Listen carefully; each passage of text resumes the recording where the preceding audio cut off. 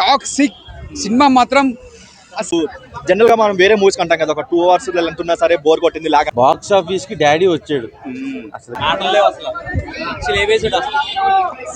అంత తక్కువ బడ్జెట్ లో లేదంటే అంత లెంత్ పెట్టుకొని కూడా సాటిస్ఫై చేశారంటే చాలా గ్రేట్ అని చెప్పొచ్చు. సినిమా అసలు ఎలా ప్లాన్ చేశాడంటే నెక్స్ట్ లెవెల్ అన్నమాట. అంటే గ్రౌండ్ వర్క్ గట్టిగా ఉంది, అసలు వేరే లెవెల్ అసలు చెప్పడానికి లేదు. మన లుక్స్, ఆ స్టైల్, ఆ ఎలివేషన్స్, అసలు తీసింది ఒక లేడీ డైరెక్టర్ నాకే షాక్ అయ్యాను. అందరూ సందీప్ రెడ్డి వంగ అని చెప్తారు కానీ 100 సందీప్ రెడ్డి వంగాలు కలిసి డైరెక్ట్ చేసి ఎలా ఉంటుందో అలా ఉంది. సందీప్ రెడ్డి వంగకి అమ్మమ్మ సో ఇరగదీసింది. నేనైతే నమ్మట్లే ఇప్పటికి కూడా ఒక లేడీ డాడీ అనుకోవచ్చా. చెప్తున్నా కదా, దురందరు, పుష్ప 2 రికార్డులు కూడా బద్దలు కొడుతుంది టాక్సిక్ సినిమా. సో నాకు తెలిసి ఈ సినిమాతో ఎస్కి నేషనల్ అవార్డు ఖచ్చితంగా మళ్ళీ ఒకసారి వస్తుంది.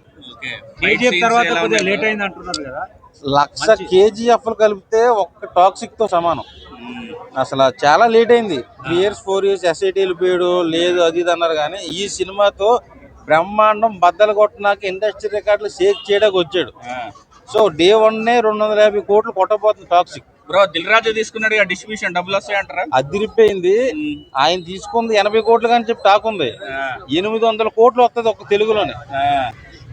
మంచి సినిమా పెట్టాడు.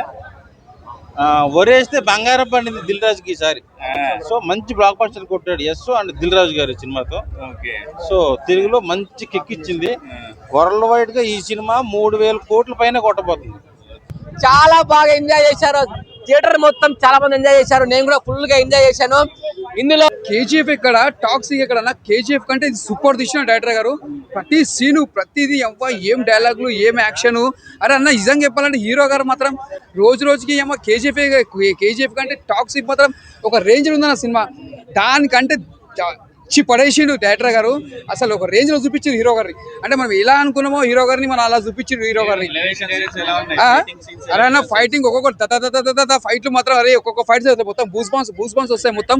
అరే ప్రతి సీన్ మాత్రం యశ్ గారిని చూసినప్పుడు మొత్తం ఇట్లా దిగుతాడు కార్లకి దిగినప్పుడల్లా మనకు ఒక బూస్ బాన్స్ వస్తాయి. పైసా వసూలు కానీ మొత్తం పైసా వసూలు అయిపోతుంది సినిమా మాత్రం చూస్తే. ఈ సినిమా మాత్రం మన యశ్ గారి కెరియర్ లా మళ్ళీ ఒక కేజీఎఫ్ ఎంత పెద్ద బ్లాక్ బస్టర్ కొట్టిందో మళ్ళీ ఈ సినిమా కూడా ఎంత పెద్ద బ్లాక్ బస్టర్ కొట్టాలి.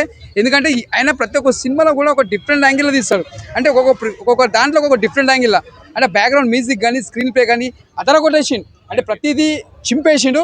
యశ్ గారికి ముందుగా ఆల్ ద బెస్ట్. సినిమా మాత్రం బ్లాక్ బస్టర్.